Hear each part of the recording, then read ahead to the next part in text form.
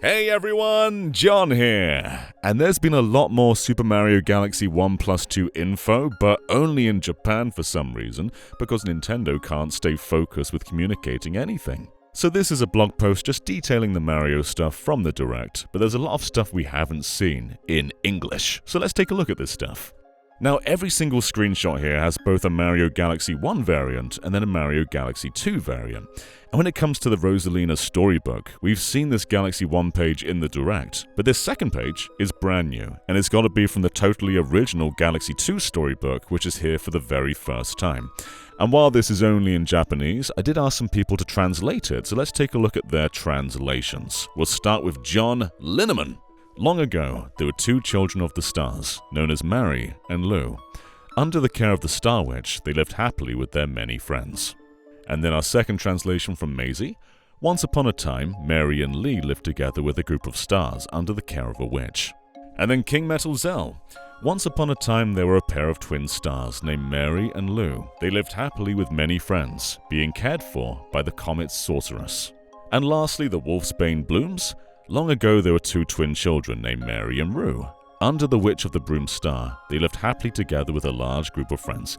So these translations are all roughly the same, but the names of the star twins do change. But this is a brand new story exclusive to Galaxy 2. So if you're under the impression that Galaxy 2 was just getting the Galaxy 1 storybook in there, which I've seen some people think is the case, that's not the case. This is a totally new story. One more storybook thing, on the official website, you can catch a small glimpse of a brand new page where Rosalina's playing the guitar to the Lumas.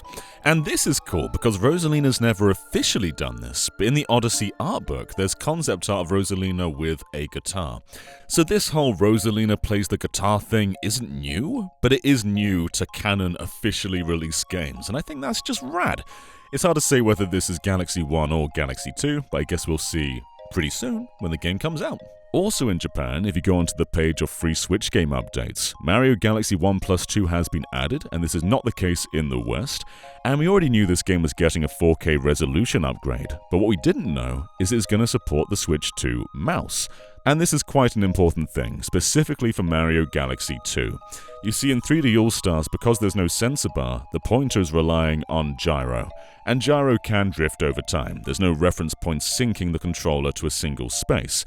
In Galaxy 2, the pointer is also used for Yoshi's tongue, and you need it to land targets or eat enemies. It's quite a crucial feature, and if gyro isn't up for the task, the mouse is definitely going to be a lot more accurate. And I suppose you'd put jump on R, and then I suppose shoot on ZR, so you're kind of gripping the controller like a regular mouse, but jumping using the shoulder buttons rather than the face buttons. We've still yet to see this, but it seems to exist. Now back to the blog post, we've seen a Sismo for the very first time. This is detailed on the Nintendo UK website, but isn't actually shown. And right here you can see Mario is returning in a bubble. And this is the exact same bubble from Mario Galaxy 1's hub. So if you fall off, you just teleport back. And this feature also exists in games like Mario Odyssey, and very similar thing there. You jump off an edge, you come back in a bubble. This assist mode's a little bit different. I mean, like Mario Odyssey, you get 6 parts of health rather than just 3. But also if you stand still, you just reclaim your health again, so it regenerates if Mario isn't moving. We also get to see the game's soundtrack interface for the very first time. Here's Mario Galaxy 1's, and here is Mario Galaxy 2.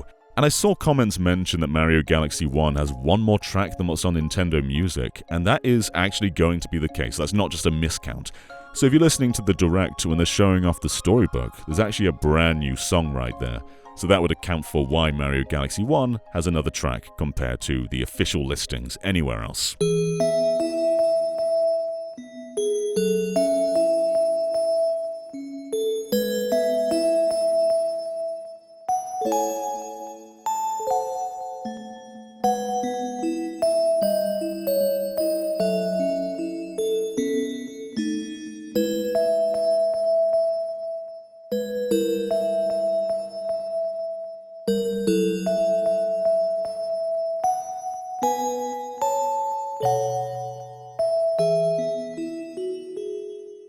Now this is in English, but I didn't talk about it yesterday. What do amiibo do?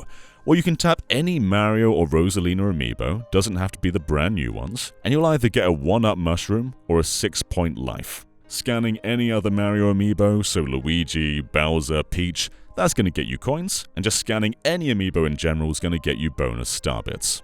And lastly, this point is more speculation, but I saw some comments in the previous video saying that maybe this game has a more flexible camera now, because there's a shot right here in the main trailer showing Mario and Yoshi running facing the camera up this slope, and that's not possible in the Wii version. You can go in first person and move the camera around flexibly like that, but as soon as you let go, you go back to the fixed perspective and you can't tilt the camera at all. This is just a completely fixed zone. So why is the camera like this here, especially when every other scene in this trailer is just raw footage, no dev cam stuff? Why is this like this? Could it be that the camera is more flexible? Well, we do see the camera indicator at one point in this trailer, and it's pretty much the exact same as the one from Mario 3D All-Stars, a little bit different design. But it still emphasizes just moving the camera right and left rather than any 360-degree movement. But this scene definitely doesn't deconfirm a flexible camera. It does behave exactly like the Wii game here, but Mario's riding on a shell, so any camera movement is going to snap back to center. So this doesn't really give us any conclusive info on why the camera is behaving differently here. But if you look a bit closer, you will notice that in the next scene, the Yoshi cursor is on screen, whereas on this scene there is no Yoshi cursor at all, and Yoshi still eats the pepper. And that's not possible, because in the Wii version, you need to point at the pepper to eat it. Otherwise, you cannot reach it. It's impossible to get there just by walking. So either two things are going on here. The most likely thing, they're using a dev cam, they've taken the HUD away, and that's just what they're showing you here. But also a second option, which is less likely. What if there is a free camera? And what if there's also an auto lock-on for all the Yoshi things? So when playing in handheld mode, for example, you've got to tap the screen in 3D All-Stars to move that cursor around, and that's a bit awkward. And it's going to be incredibly awkward to do that in all the Yoshi sections. You've basically got to grip your Switch 2 handheld in one hand, sacrifice the jump button, and make all of those platforming sections while gripping onto things of Yoshi's tongue. It's going to be incredibly awkward. So what if to get around that, there is an auto lock-on thing? What if that works? What if that is the way you get around this? Again, this is just speculation, this is not a confirmation of anything, but it's not impossible, right? Big special thanks to everybody that translated that Rosalina story page, I really appreciate that. And thank you for watching. We will catch you next time. Bye everyone!